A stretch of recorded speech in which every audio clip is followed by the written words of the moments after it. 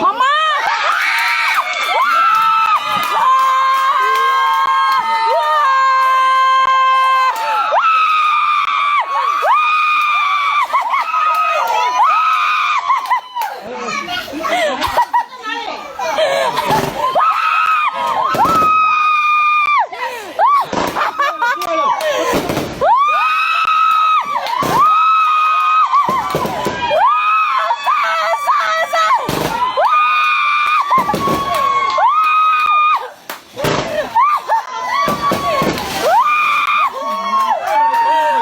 球队肯定我也，球队会选我，就是肯定我的实力啊。我现在要做的就是加入球团之后，就要就是完成球队交代给我的任务。你好，战地的异乡，想请问一下，自己对兄弟这支球队的印象是什么？然后加入球队之后有什么想法？印象，是一支蛮强的职棒球团，然后我去职棒，就是会想要帮助球队多做贡献，这样，然后表现自己。那想请问江少庆选手，对于中职的话，有没有看哪一队的比赛比较多？那进来中职之后，最想对决的打者是谁？其实中华职棒一直以来都有在看吧，然后其实自己也觉得中华职棒的打者不简单，所以几乎每一位打者其实都很想尝试，然后就是把自己的状况调到最好，可以好好在这个中华职棒可以有好的表现这样子。那接下来有没有其他媒体想要补问的？这个当然是我们讨论的结果。那我们怎么考量，也不必在这里跟大家说得太明白了。那个，我们每个球队有每个球队的那个需要，所以我们大家一致讨论，就是说这个选手王者这个选手是不错的啊，值得我们第二轮来选。假如我们第二轮没有选的话，第三轮可能不会选到这位选手，所以我们就当下决定第二轮就下手了。那今年在高中生选择5名有什么样的考虑？当然其实我对上每一个球队，我想都差不多了。哪一个就是说任何一个环节都多多少少有一些不足的地方啊。我们这一队当然，不管是投手还是野手，都有需要补强的地方，所以这一次也没有什么高中跟大学啊，我们就纯粹以实力考量，然后下去做选择。最后想请问洪总，如果等江少庆合约谈完后，预计最快什么时候打算让他先发？因为他一直以来都在球队做训练，从春训开始到现在，只要约谈完的话，随时都可以上。趁待会6点钟正式选秀活动开始之前，跟大家见面，跟大家视讯聊一下。那我想我不知道大家有什么问题，我想就让大家直接发问，我再来回答大家好了。会长好，我是苹果日报慧玲。是慧玲，请教会长，就是闭门比赛要到什么时候？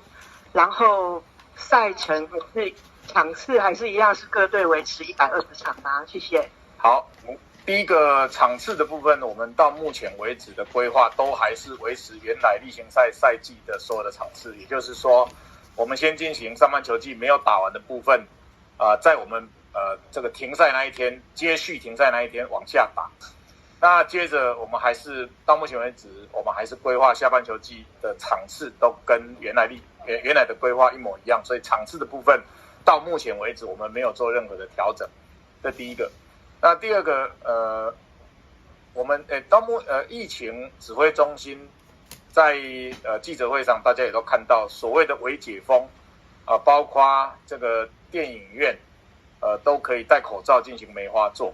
那因为我们的防疫计划，大家知道是在之前就提出，也就是我们本来2周前就要复赛。那因为当时遇到 Delta 病毒，所以我们的这个防疫计划虽然过关，但是因为 Delta 需要指挥中心需要把那个疫情厘清清楚，所以就跟我们说慢一点。那所以我们就因为这样，那因为我们原先提的防疫计划里面没有观众没有观众，所以我们就为了复赛能够如期在明天进行，所以我们就先按照原先送的这个防疫计划去做推动。那我们会看这一周包括电影院开放的情形，包括看疫情目前控制的情形，我们会在接下来的时间内，如果这些都很顺利防疫工作也做得很好也没有什么太大的问题，而疫情也都这个确诊人数也都在下降，那我们就会提以目前为解封的状况，也就是这个25%的这个观众进场的这个角度，去送指挥中心提出第2版的防疫计划。然后如果指挥中心也同意我们做，那我们就会进行25%的观众进场这样的一个计划。谢谢会长。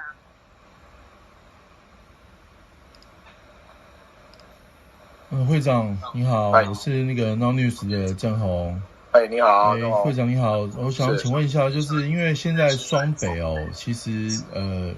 应该是说台北市这边已经是尽量是希望说可以开放就是大型的这个场馆啊，那会不会考虑说之后过一段时间，然后把比赛移回到双北进行这样子？会的，因为指挥中心的微解封的这个宣布里面其实是各县市一视同仁，它并没有针对台北或者新北有特别的规定，所以在这个架构底下，剩下的我们本来就可以回到双北去比赛，但是我们都知道，因为双北还有双北的这个疫情的指挥中心，所以这一周秘书长会跟双北的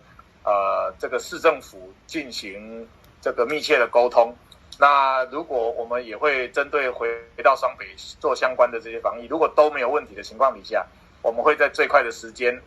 让这个魏全龙回到天母，然后让富邦回到新庄就都符合这个疫情指挥中心的这个相关规定，所以中央疫情指挥中心没有问题，它没有县市的差别，但剩下的就是我们跟新北市政府跟台北市政府，如果他们都愿意，他们也觉得这个很好，那我们就会让最快的时间让这2队回到他们原来的主场。好，谢谢会长。